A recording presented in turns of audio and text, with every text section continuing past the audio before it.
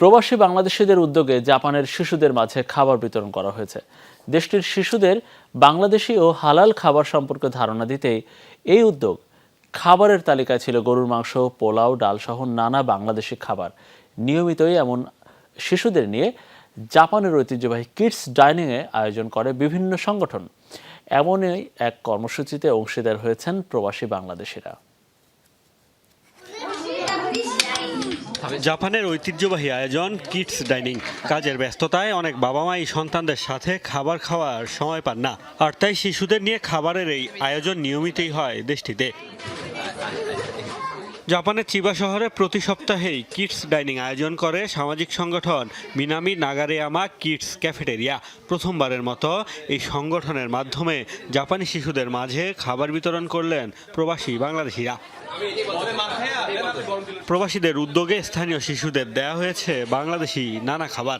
তালিকায় ছিল বিরিয়ানি, গরুর রেজালা, পোলাও, ডালসহ নানান স্বাদের দেশি খাবারের বাহারি পদ। বাংলাদেশের ঐতিহ্য, সংস্কৃতি এবং হালাল খাবার সম্পর্কে ধারণা দিতেই তাদের এই উদ্যোগ। অনেকে বাবা মা আছে খুব ব্যস্ত, ঠিকমতো খাওয়াইতে পারে না, বা যে ধরনের কালচার আছে এখানে আমরা সবসময় প্রতি সপ্তাহে এখানে কিডস ডাইনিং আয়োজন করা হয়। এইবার আমরা প্রথমবারই বাংলাদেশি কালচার, হালাল এবং জাপানিজ হালাল খাবার একসাথে আমরা সবাই মিলে একসাথে খেয়েছি। তো সেইটারই একটা অংশ আমরা সবাই মিলে একসাথে খাওয়া দাওয়া করি। তো এখানে সবচেয়ে বেশি ভালো যেটা হয় যে আমরা বাংলাদেশের কালচারটা এখানে প্রমোট করতে পারি।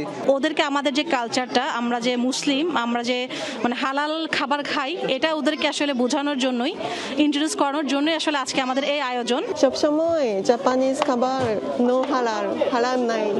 সবসময় বাংলা রান্না পারে খাই।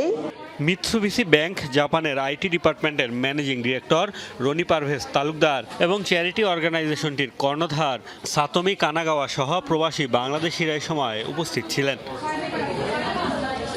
মোস্তফা মাহমুদ, যমুনা নিউজ।